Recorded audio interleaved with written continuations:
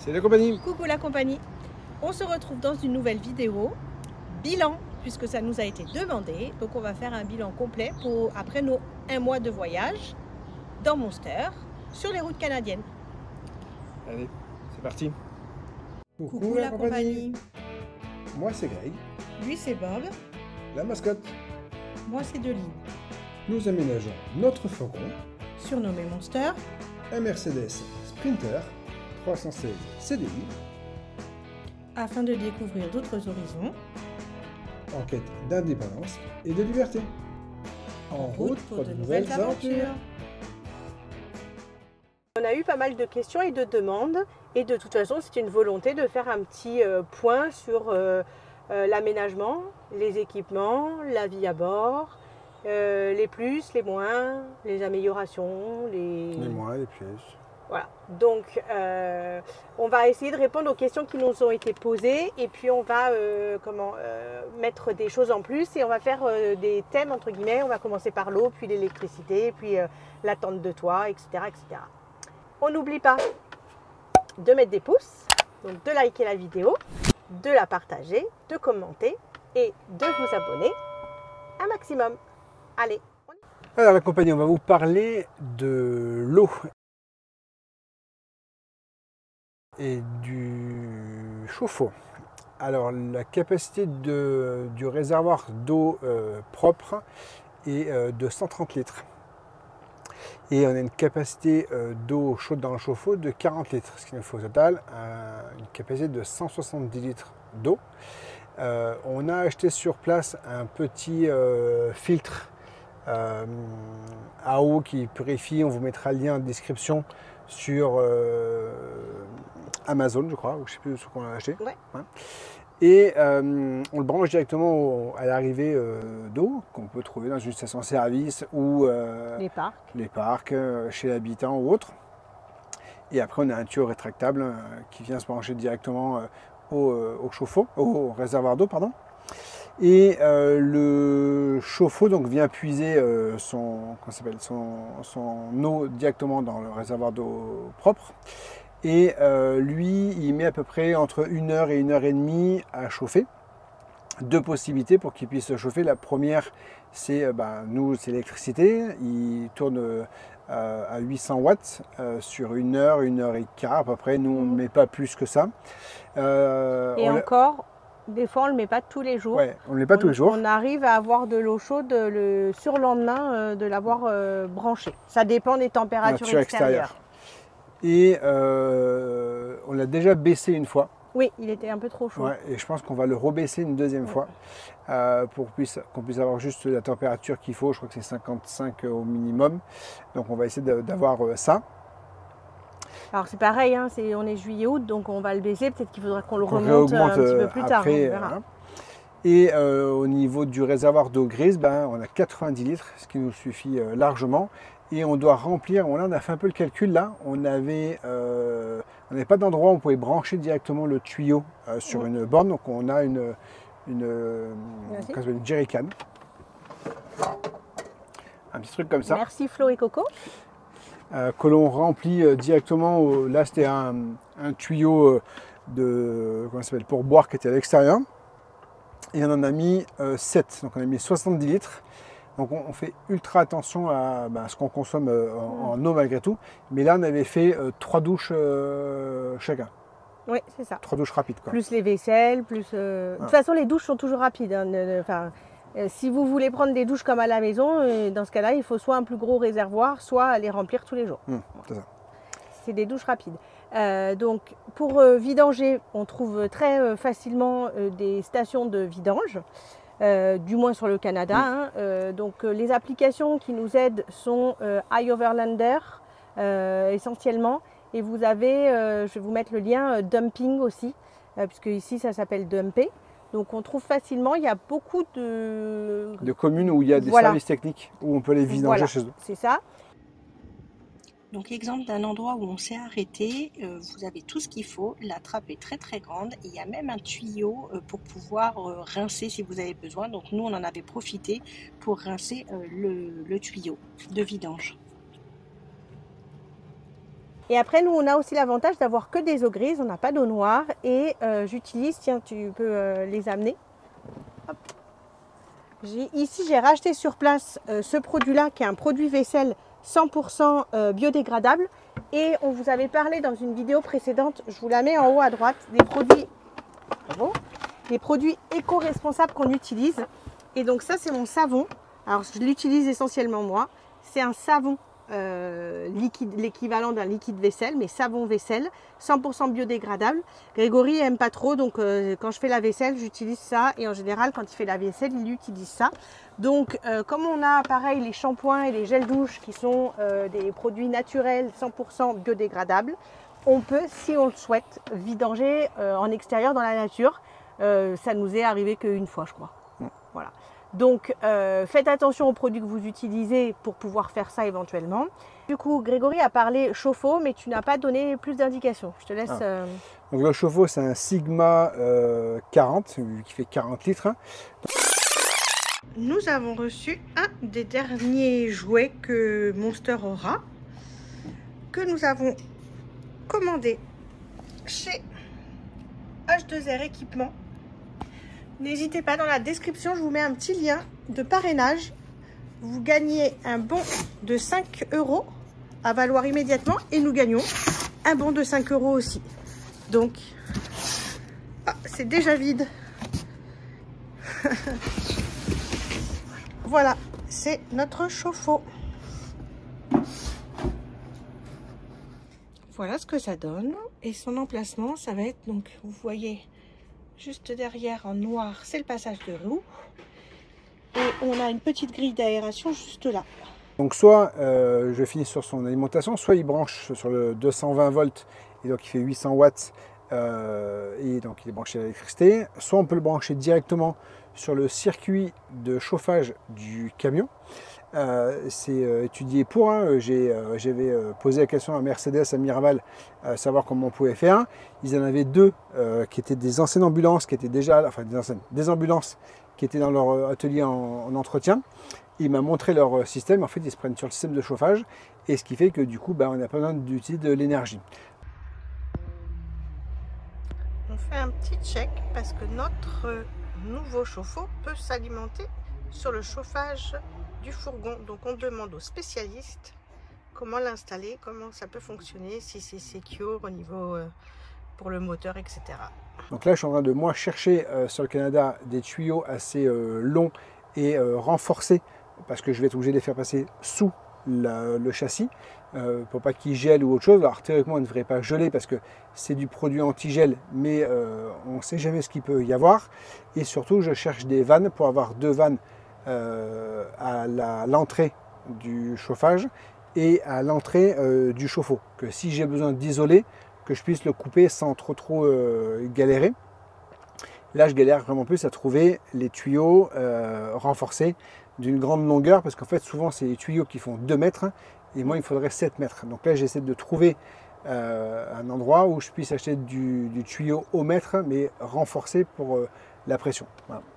Donc le chauffe-eau, l'avantage aussi qu'il a, c'est qu'il peut être installé sous différentes positions. Nous on l'a mis à plat horizontal, mais il peut être vertical. Il peut être au plafond, il peut être sur un côté, voilà, sur une paroi oblique, etc. Donc ça c'était quelque chose de bien. Il peut même avoir un degré d'inclinaison. Je crois que quand on l'a acheté, on ne savait pas encore exactement où on allait l'installer. Donc ça c'était un paramétrage qui était important. Pour continuer dans la partie eau, nous avons installé un système dans la cuve d'eau propre qui est le Tanko 3, qui nous permet en fait d'avoir une eau qui n'a pas de goût, qui n'a pas d'odeur. Ça traite les microbes, les bactéries, le biofilm, etc. On vous invite aussi à aller voir la vidéo dédiée sur cette partie-là, puisqu'on explique comment on l'utilise, comment on le monte, etc. Donc ce Tanko 3, on en est très content puisque ça consomme très peu d'électricité, hein, c'est branché sur le 12 volts, pardon. Donc je pense que c'est quasiment insignifiant. Quand on était en France, quand on a commencé à le tester, etc., je devais le nettoyer toutes les semaines et il y avait beaucoup de calcaire. Pourquoi donc oui le nettoyer? C'est qu'il y a juste en fait à le tremper dans du vinaigre blanc pour enlever le calcaire qui se forme au niveau de la petite électrode. Depuis qu'on est ici, je le nettoie plutôt tous les 2 semaines, voire 3 semaines selon où on est. Donc l'eau est beaucoup moins calcaire que chez nous. Donc j'ai juste à dévisser, je fais tremper dans un verre d'eau, dans un verre de vinaigre blanc, pardon. Je mets une minuterie de 10-15 minutes, je fais autre chose. J'enlève, je rince, je remets dedans. Donc c'est vraiment en termes de maintenance ou de nettoyage, c'est très très pratique. Et on n'a vraiment pas de goût, pas d'odeur dans l'eau. On en est très content parce qu'on boit l'eau. On a aussi acheté une soda stream pour faire de l'eau pétillante, donc on boit cette eau sans aucun problème. Et par exemple, quand on était avec Laurent et Sandrine des Nolina, eux, ils ont des cuves d'eau qu'ils ont nettoyées, etc., alimentaires comme nous, enfin tout nickel, enfin tout normalement tout bien fait. Ils ont des pré-filtres, ils ont un filtre UV si je dis pas de bêtises. Et il n'y a que Laurent qui arrive à boire l'eau. Les enfants et Sandrine n'arrivent pas à boire l'eau parce qu'elle a un goût vraiment pas terrible. Et on a testé, effectivement, on était d'accord, on trouvait qu'il y avait un goût aussi. Donc voilà, nous on est très très contents de notre système. On recommande le Tanko 3. En description, le lien pour le produit et le code promo puisque nous avons un partenariat avec Tanko 3 et vous pouvez bénéficier d'une réduction sur l'achat de votre Tanko 3.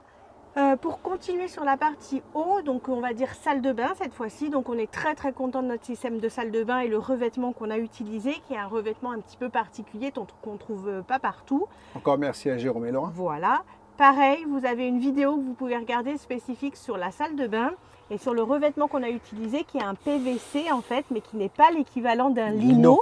C'est vraiment un PVC souple qui est thermoformable. Où il y a très très peu de raccords et de joints et qui sont des joints qui sont thermo-soudés. Donc au niveau étanchéité, c'est nickel. Forcément, selon où est-ce qu'on est garé, notre bonde de sol, en fait, on l'a mis d'un côté. Donc il faut qu'on équilibre un petit peu quand on n'est pas sur un terrain plat pour que l'eau s'évacue bien. Sinon, tout simplement, on a une petite raclette et on racle l'eau pour qu'elle aille bien au niveau de la bonde de sol. Tout ce qui est, enfin l'installation de la salle de bain, c'est vraiment nickel. Et donc pour aller avec la salle de bain, les toilettes. Donc on a fait le choix, comme on vous l'a dit précédemment, on n'a pas d'eau noire, donc on a que des eaux grises et parce qu'en fait on a une toilette à séparation, c'est-à-dire qu'on sépare la matière solide de la matière liquide. Donc c'est une toilette de la marque Trellino. On vous met le lien en description de tous les produits qu'ils proposent parce que vous avez plusieurs tailles, vous avez plusieurs modèles, etc. Donc nous on a un origine, le modèle, et une taille L. On en est très content. Alors on a pris une taille L, je te coupe, oui. Parce qu'en fait j'avais peur que je sois assis trop bas par rapport à la grandeur, pas par rapport au contenu du nombre de passages, que ce soit au niveau liquide ou solide, mais c'était vraiment pour une sorte de confort d'assise. Et même aujourd'hui, je crois qu'on n'a jamais rempli ni l'un ni l'autre. Alors voilà.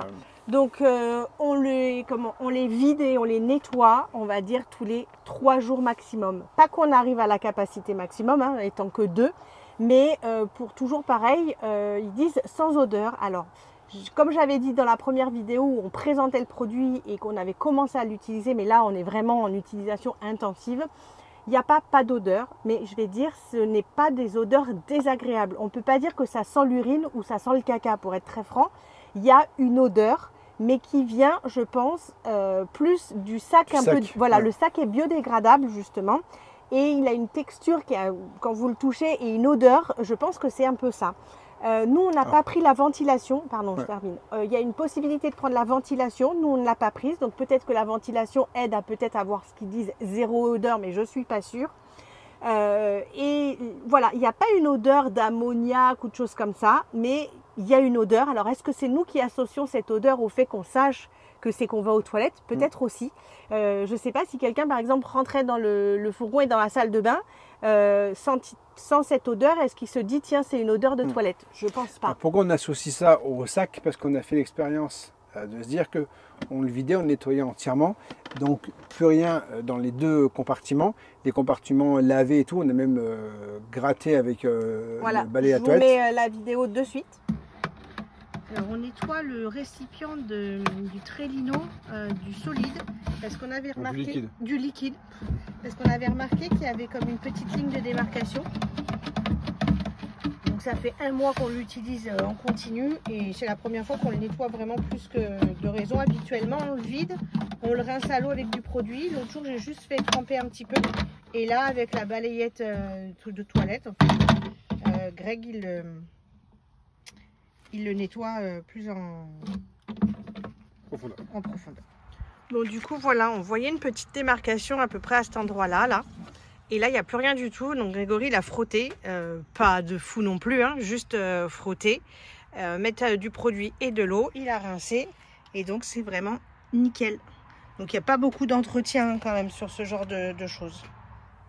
Et du coup, on s'est aperçu que l'odeur était quand même là, alors qu'il n'y avait rien. Voilà. Et que tout était propre. Donc je pense qu'effectivement c'est ça, ces sacs-là qui sont biodégradables et qui ont... C'est un peu la même odeur que les sacs à crottes pour les chiens. Oui, voilà, c'est ça. C'est un peu... Et donc du coup je pense que là on va faire un test de ne plus utiliser ces sacs-là, de changer de contenant, oui. Pour voir ce que ça peut donner. Donc ce qu'il y a aussi, c'est que donc, vous avez, pareil en description je vous mets, il y a un code promo parce qu'on a un partenariat avec Trellino aussi. Vous avez les frais de port qui sont offerts, vous avez un kit de démarrage offert. Et donc dans ce kit de démarrage, vous avez ce qu'ils appellent la litière bloqueur d'odeur.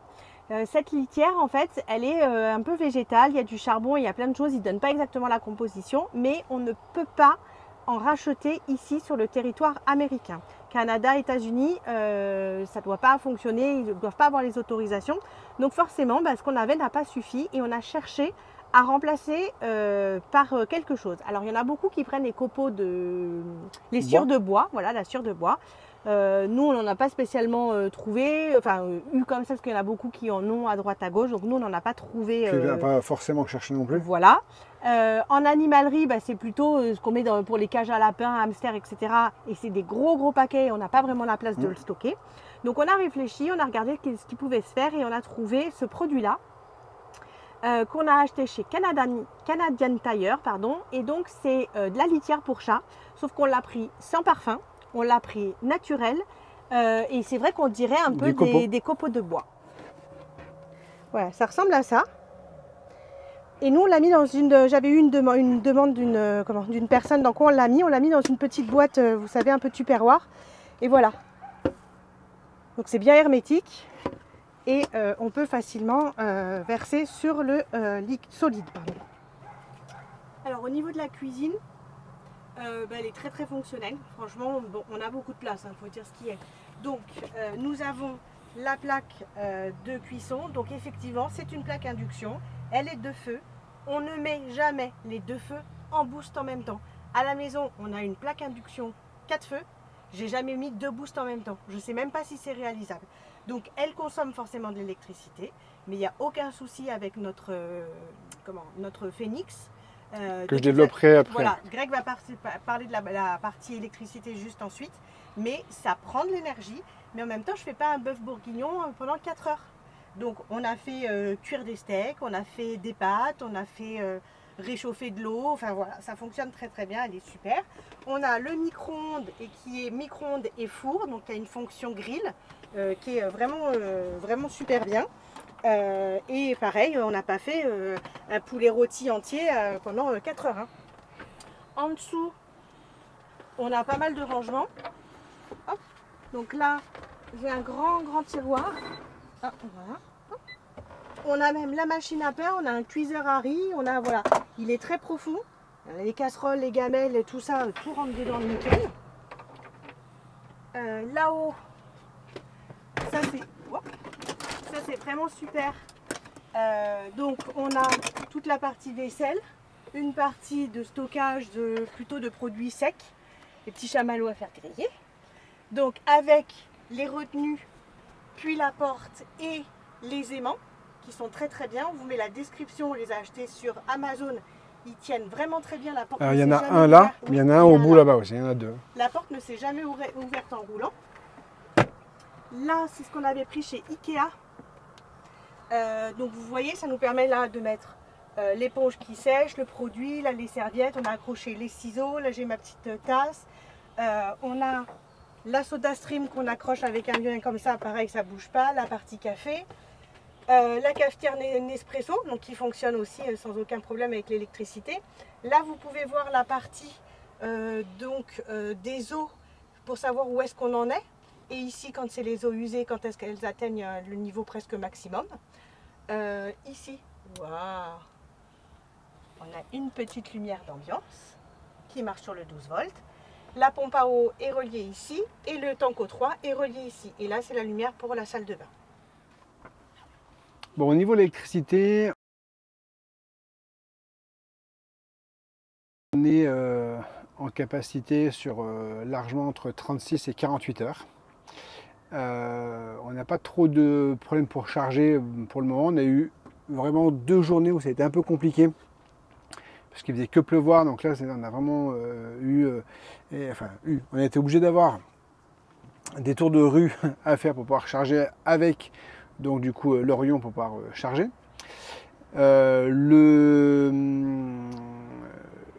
Le Phoenix, je reviens là-dessus parce qu'on a eu des questions là-dessus, c'est un 5000. On a une batterie au lithium qui est une 150 Ah en 24 volts, donc on n'a pas de problème là-dessus. Donc on a 4 panneaux solaires de 300 watts, ce qui nous fait une capacité théoriquement de 1200 watts. Et donc du coup l'Orion nous permet de pouvoir recharger en roulant, donc ça c'est quand même vraiment bien. La seule petite question qu'on se pose à l'heure actuelle, c'est savoir si on ne va pas opter pour une deuxième batterie, parce qu'il y a des grosses journées où il fait très beau, où on est rapidement à 100% de charge, et si on avait une batterie complémentaire, ça pourrait nous faire, en cas de 2 ou 3 jours de pluie, d'avoir un peu plus d'autonomie là-dessus, quoi. Donc pour le moment, on ne peut pas charger chez l'habitant ou dans un camping ou autre chose parce qu'on avait pris un chargeur pour le 220 et il faut qu'on cherche un peu plus précisément le même chargeur en fait, mais qui fasse un 110-230 volts. Mais là, je suis en train de voir un peu sur des blogs qu'on pourrait peut-être utiliser celui-ci juste avec un adaptateur. Donc je suis en train de voir si c'est possible de le faire. Et ça, on vous tiendra au courant dans les prochaines vidéos. Donc dans la continuité de l'électricité, on a la Starlink qui nous permet d'avoir Internet un peu de partout. C'est quand même un appareil qui est très énergivore. Alors, on s'est rendu compte à plusieurs reprises que quand on l'a coupé et qu'on la remettait en route, on a quand même vraiment une grosse différence de delta. Surtout qu'elle est pré-paramétrée d'usine pour pouvoir avoir le plateau chauffant de l'antenne pour faire fondre la glace, et c'est bien marqué comme ça sur la notice qu'il risque de faire fondre la neige en parallèle de l'antenne. Donc nous on a désactivé cette partie là, ça n'empêche pas qu'elle soit quand même un peu malgré tout chaude. Et le retour aujourd'hui, c'est vraiment qu'à aucun moment on n'a jamais eu de réseau. On a toujours eu du réseau sans trop de problèmes. Alors ça dépend des endroits, des fois on en a plus, des fois on en a un peu moins. Des fois, vu que moi je la pose sur le côté du camion, sur le toit, j'ai fait un petit système pour pouvoir l'accrocher. Et des fois je suis la déplacer parce que son orientation vient face à la tente de toit, donc forcément c'est pas top. Et ce qui nous permet de pouvoir envoyer les vidéos sur YouTube, relever tous nos mails, faire les tracés de trajet, de retrouver des endroits pour passer la nuit, et des choses à visiter éventuellement, tout ce qui est les parcs et autres. Donc ça nous permet de prendre beaucoup d'informations. Et Adeline, ça lui permet de pouvoir télécharger tout son job, en fait, ses devoirs à charger. Ce qui nous permet de pouvoir être en tranquillité et pas aller chercher des datas sur nos téléphones portables. Donc pour développer un peu plus l'élément de la Starlink, vous avez l'antenne qu'on va vous mettre ici, ou là, je sais pas, tu la mettras où tu voudras. Et comment ça s'appelle, le routeur, qui lui, on peut vous montrer, parce qu'il est juste là par contre. Et voilà. Je vais enlever ce qu'il y a devant. Voilà, le routeur c'est ça. C'est l'équivalent de votre appareils, voilà. C'est l'équivalent de votre box à la maison, mais sans ça, l'antenne ne peut pas marcher et inversement. Du coup, quand on branche l'antenne sur le routeur, c'est ça qui fait qu'elle se met à chauffer, qu'elle prend son énergie à ce niveau-là. Et même quand l'antenne est débranchée, ce qui est le cas à l'heure actuelle, lui, il continue à chauffer. Donc des fois, on pense à le débrancher, à l'éteindre, mais je vais essayer d'avoir un peu plus d'automatisme à le débrancher dès qu'on ne l'utilise pas, parce qu'on a toujours notre petit routeur 4G, lui, free, qui nous permet de pouvoir avoir Internet et du coup de moins consommer d'énergie là-dessus. Si vous avez des questions, n'hésitez pas dans les commentaires. Alors on vous fera un van tour un petit peu plus tard dans des prochaines vidéos, puisqu'on voudrait te poser à un endroit pour 2-3 jours, finir les petites améliorations qu'on souhaite faire et pouvoir faire un tour complet en fait de Monster pour vous montrer tout. Donc pour continuer sur nos aménagements, sur nos équipements, etc., on va parler de l'endroit où on dort. Donc on a fait le choix d'une tente de toit qu'on a transformée en fait en toit relevable. Pourquoi on dit ça? Parce qu'en fait c'est une tente de toit qui habituellement se met sur un 4x4 par exemple et avec un accès par l'extérieur. Sauf que nous, on a fait des modifications. Grégory a fait un trou juste là au-dessus de ma tête au niveau du toit de Monster pour accéder directement dans la tente de toit. Donc forcément, on a fait un trou équivalent au niveau du plancher de la tente de toit. Cette tente de toit, c'est la marque Ironman. On en est très content. Et elle mesure 2,30 m par 1,40 m dimension extérieure. Donc forcément, quelques centimètres de moins à l'intérieur, mais c'est très confortable. Tous les deux, on dort très très bien et on a de la place et on n'est pas collé. Elle est fournie avec, donc on a des ouvertures de chaque côté et sur le devant, il y a les moustiquaires, il y a un système de rangement où on peut mettre des choses dedans et quand on ferme, on laisse. Quand on la ferme, on laisse tout, c'est-à-dire matelas, couette, oreiller, il n'y a aucun problème. Donc il y a un sous-matelas qui est pour la respirabilité, pour que l'air puisse passer, ce qui permet en fait d'éviter toute condensation et humidité. Il y a un matelas de 7 cm à mémoire de forme, donc qui est très très confortable, c'était fourni avec. Et puis à mettre en place, on va dire à ouvrir et à fermer. Grégory y arrive seul maintenant. Au début, il n'était pas trop habitué, donc je l'aidais un peu. Maintenant, il le fait tout seul et on va dire 10 minutes à ouvrir, 10 minutes à fermer. Donc c'est assez pratique. Forcément, c'est un petit peu de logistique, mais pas pire que quand vous avez un lit à l'intérieur qui doit s'ouvrir et se fermer. Et donc cet endroit-là aussi est transformable entre guillemets pour dormir. C'est ce qu'on souhaitait puisqu'au départ, on ne trouvait pas tout à fait la tente de toit qui nous convenait au niveau des dimensions, au niveau des matériaux et tout ça, puisque Grégory voulait un toit en aluminium pour pouvoir y mettre les panneaux solaires.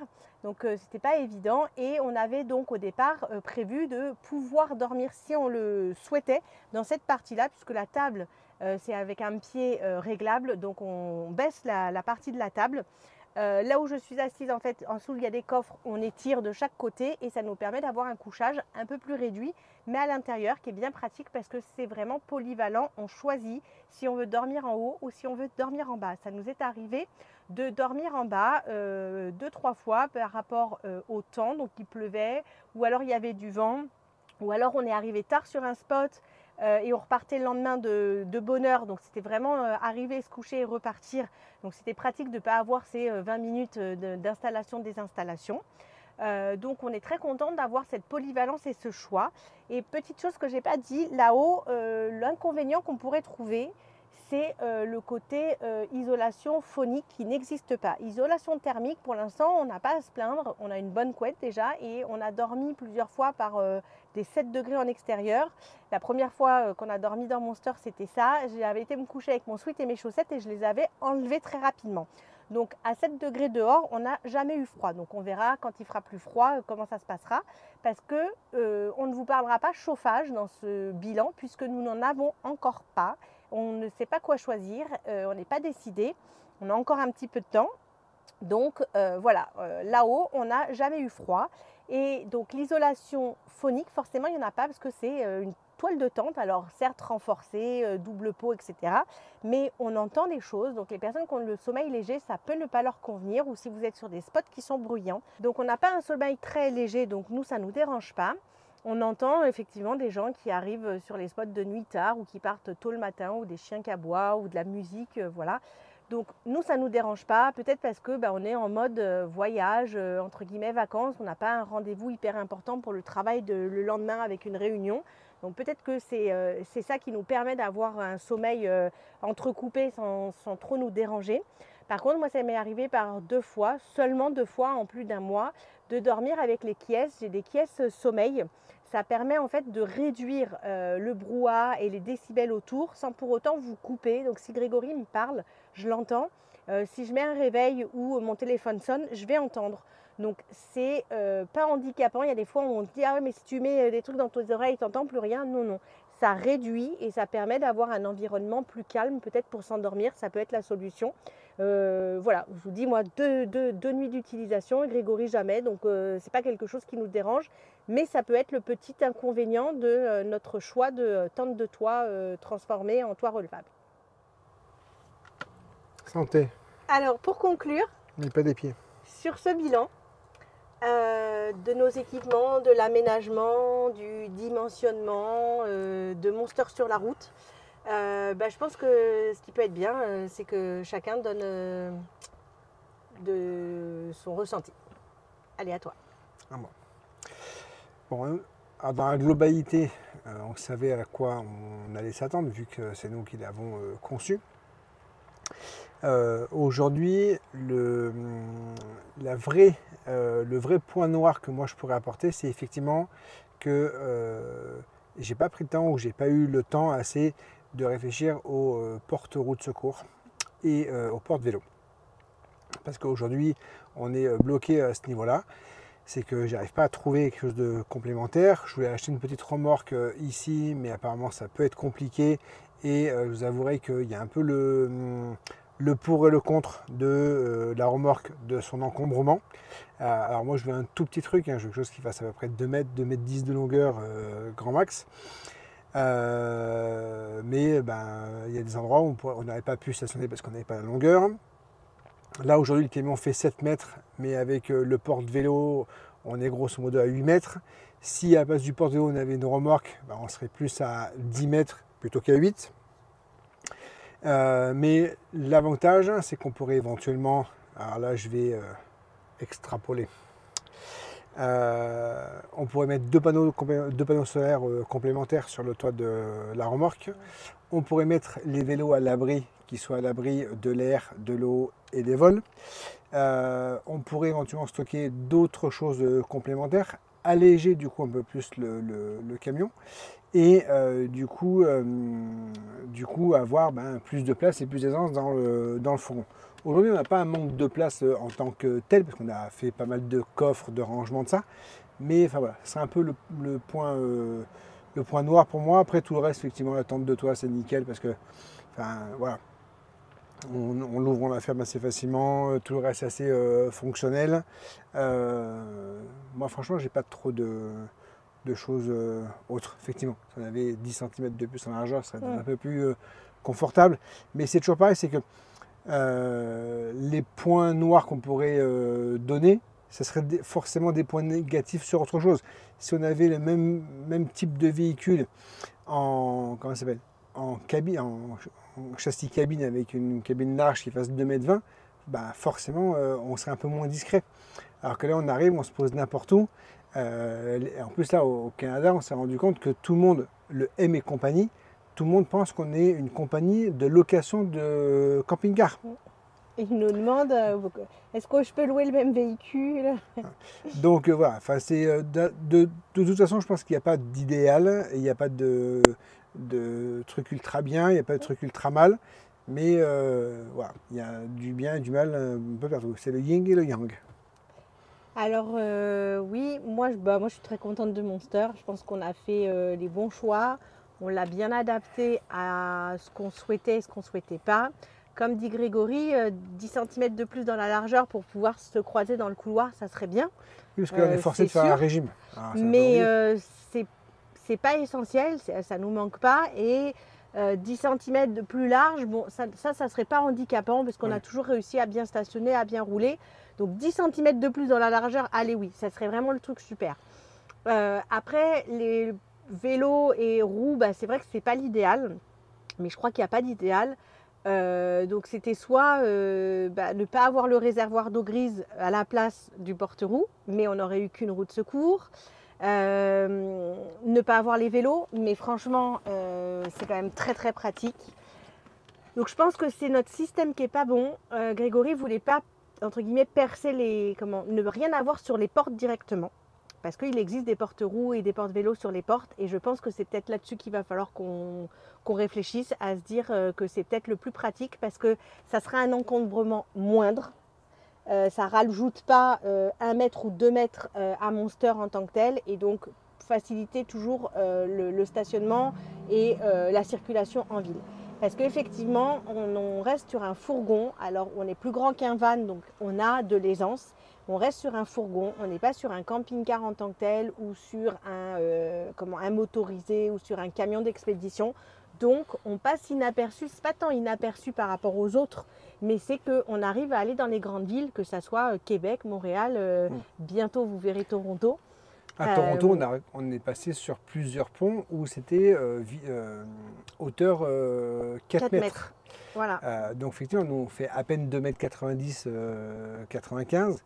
C'est sûr que si on avait un camion porteur, un camion expédition, je ne suis pas sûr qu'on puisse passer dessous. Quoi. Donc c'est sûr que moi je suis très contente de la taille de Monster par rapport au fait de pouvoir avoir de la place, pouvoir stocker, pouvoir se déplacer, avoir tous les aménagements qu'on a et pouvoir aller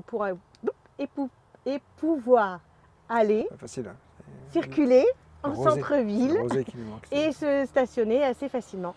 Et je dis assez facilement, il y a quand même des endroits, il faut qu'on fasse attention, on ne peut pas les se garer n'importe où parce que Grégory fait bien attention à reculer au maximum et être par exemple sur les parties d'herbe pour pouvoir avoir la partie justement du vélo, enfin du porte-vélo, porte-roue qui dépasse sur l'herbe et pas sur le stationnement pour que les gens garés en face puissent sortir facilement de leur stationnement eux-mêmes. Donc voilà. Si le petit regret, mais moi que je n'ai pas au quotidien, parce que c'est Grégory qui conduit, et je suis étonnée que tu ne l'aies pas dit, tu as peut-être oublié, c'est que Monster ne soit pas un 4x4. Ça c'est sûr, on le savait d'avance. C'est vrai qu'on est secoué à certains endroits. On n'a pas encore eu des endroits où on s'est dit on ne peut pas aller. Donc ça ne nous a pas bloqué. Alors, donc il n'y en avait pas de toute façon. On a cherché pendant quasiment 3 mois, on n'en a pas trouvé. Quand on s'était renseigné chez Mercedes pour en avoir un, c'était 18 mois de délai pour en avoir un, donc c'était pas la peine. Puis en plus c'était hors budget. Aujourd'hui effectivement on n'a pas trop ce problème-là, malgré tout.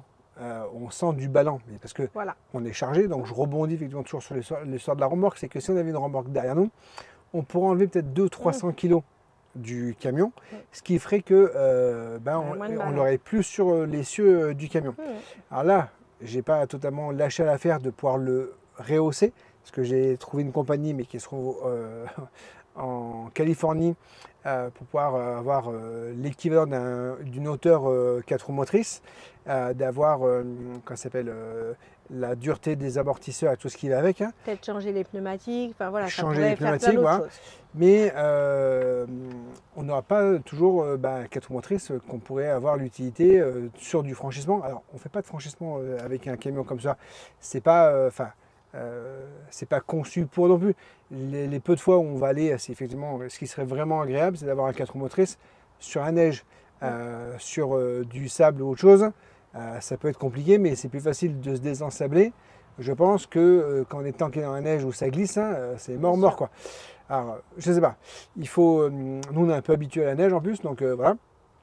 Mais le vrai point que tu évoques là, c'est effectivement que si on avait ne serait-ce que 10 cm de plus en hauteur, ça nous est arrivé à 3 reprises en sortant de parking où les routes sont vraiment un peu incurvées, que le porte-roue et le porte-vélo touchent à l'arrière. Mais il n'y a que lui qui touche en fait. Et ça nous est arrivé dans des endroits un peu cabossés. Le dernier, on a été avec Laurent et Sandrine. Voilà, on y va, on passe tout doucement. Eux, avec le camion d'expédition, ils sont arrivés pareil, tout doucement. De toute façon, nos véhicules, c'est nos maisons. Donc, on y va tout doucement. On y va tout doucement. Donc, du coup, il faut. Voilà, c'est sûr que si on avait 10 cm de plus en hauteur, comme un 4 roues motrices, alors je ne sais pas si 10 cm vraiment, mais ça serait peut-être un peu plus à l'aise au niveau de la conduite. On aurait moins cet effet de ballon. Mais de toute façon, tous les camions, fourgons que j'ai croisés, ils ont tous énormément de ballon. Bien sûr, bien sûr. Donc voilà, donc Monster 10 cm plus large et 10 cm plus haut, il serait vraiment au top du top. Mais moi je suis super contente, ça fait 1 mois, ça se passe très bien. On se douche facilement, on va aux toilettes, on cuisine, on va se balader, on se gare, on conduit. Enfin, on a 0 point bloquant. aujourd'hui, c'est que du positif. Si vous avez d'autres questions, n'hésitez pas. On vous fera un van tour promis quand on aura bien tout fini, parce que moins de 24 heures, Grégory il a remis des petits trucs ici pour qu'on puisse avoir un étendage pour faire sécher le linge. Voilà, c'est des améliorations, c'est pas grand chose, mais c'est des choses qu'on doit faire et on voudrait vous présenter Monster complètement terminé. Voilà. Donc, tant qu'on n'a pas le porte-roue, porte-vélo, la remorque ou pas la remorque. Et qu'on soit installé à un endroit tranquille pour le faire. Voilà. Si vous avez d'autres questions, n'hésitez pas en commentaire. On se fait toujours un plaisir de répondre parce qu'on ne peut pas développer une vidéo de 2 heures sur tous les points. Et puis, chacun a des besoins de précision différentes. Donc, voilà, on est là pour vous répondre avec grand plaisir. Allez, on trinque à notre premier mois de voyage. On vous dit quoi? On vous dit ciao la compagnie. Ciao. Ciao.